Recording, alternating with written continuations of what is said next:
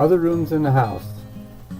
Typically, most of what will be done in these rooms will be covered in the wall, ceiling, and the floor segment. However, lights, outlets, switches, and ceiling fans are the other elements that tend to come up in these areas.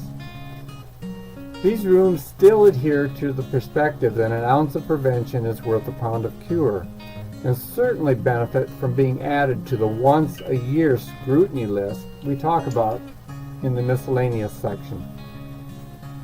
In case you're wondering, this is where we entertain the suggestion that if one wants to be preventive, you select an area or function of your home that you intentionally check over with a preventive maintenance looking glass.